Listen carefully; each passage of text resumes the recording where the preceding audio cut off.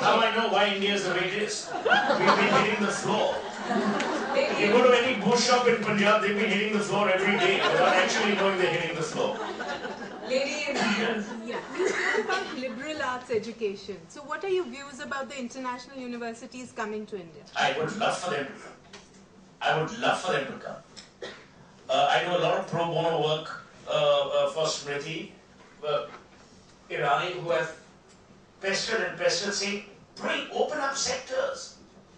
This stupid idea of controlling everything. India, suddenly if a Harvard or SOAS comes in and we suddenly believe, our legacy will be destroyed. We destroyed Vishwa Bharati Shantiniketan. It is a pale shadow of its former self. Look at BHU, look at Allahabad University. You look at some of the refined universities in India, and now there's a huge debate which, by the way, Amartya Sen has brilliantly replied to both Tavleen and Pratap Bhanu Mehta in this morning's Express. And he says of all the nonsense of 2,800 crores that they claim we spent, they've only spent 46 crores. Now, Nalanda was a beacon of hope and inspiration and knowledge. And it's still taking us time to revive, and there's politics over it. To my mind, we must have international universities coming. We must have international... See, there's a brilliant book, I don't know if you'll get it now, which is written by a guy called Kenichi Omhe, O-M-H-A-E. It's called A Borderless World. Kenichi was the managing partner of McKinsey Japan. So at that time, this is about the early 80s, 4 books were written which defined nations. There was Competitive Advantage, Competitive Strategy, and Competitive Advantage of Nations, written by Michael Porter. And then there was A Borderless World, written by Kenichi Ohne. The sum analysis of all these 4 works, and seminal works at that, was that the world is very, very fluid.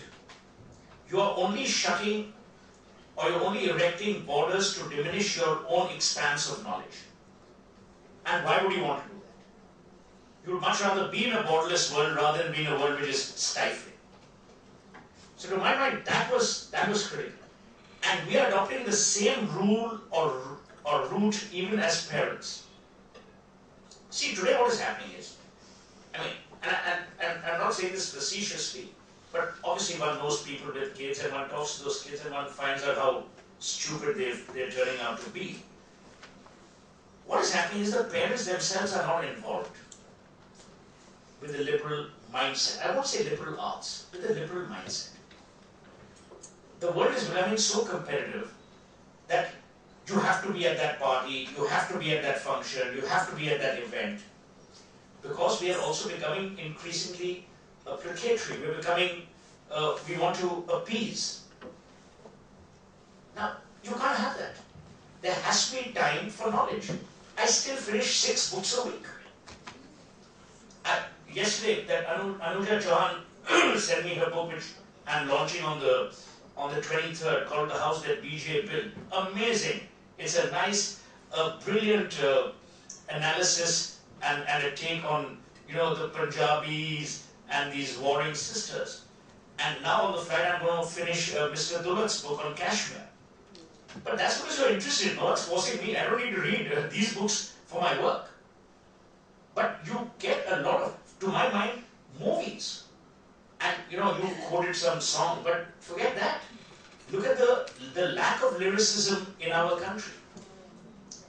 You had Sahib Ludhianvi who actually ran a rebel movement through Pyasa and mocked Nehru. Where do you have people of such stature? You look at the way IPTA was formed, the Indian People Theatre Association, with the Habib Tanveers, with the Badal Sarkars, with the Vijay Tendulkars. We don't have those movements. We have an idiot like Gajendra Chauhan. So, when a society dumbs down, there's a lovely, and I will end with this.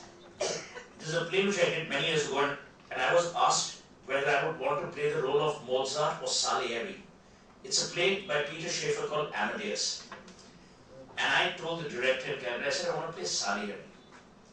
The opening lines of the play are amazing. Salieri walks on stage and he says, "My name is Salieri, and I'm the patron saint of mediocrity." But then, since there are so many mediocrites in the world, let me embrace you. What we've done is we've created a mediocre world where slightly above mediocre is seen as excellence. We're not striving, we're not challenging the status quo, and worst, we're not embellishing ourselves.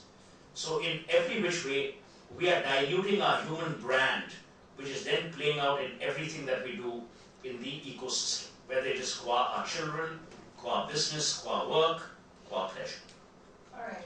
I think that's very well put, and it actually echoes one of the quotes in Sohail's book, where one of the CEOs he speaks to says that we've gotten too used to talking about doing things to the best of our efforts. Instead, we must understand our potential and do things to the best of our abilities. So I'd like a round of applause for Sohail.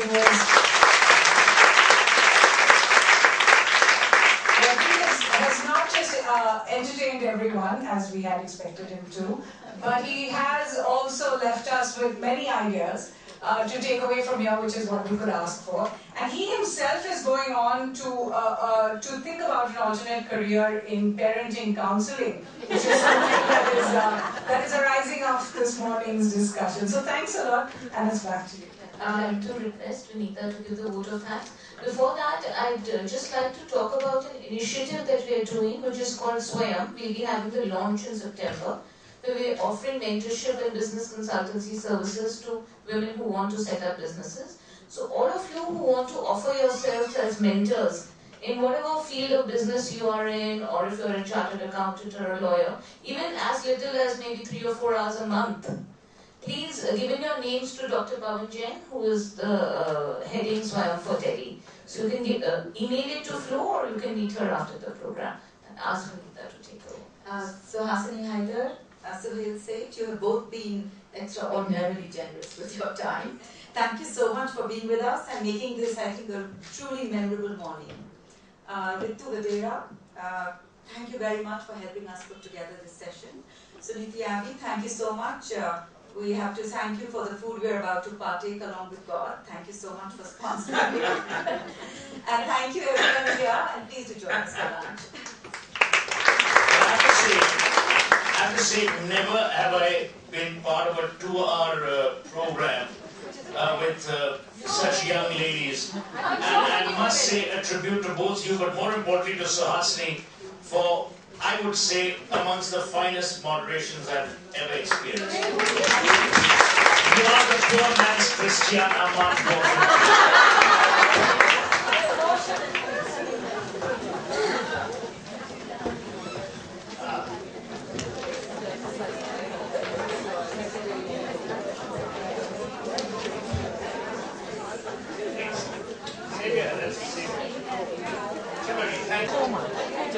So I will send you an invite. Yeah, Dr. Alka Pandey is curating it. On I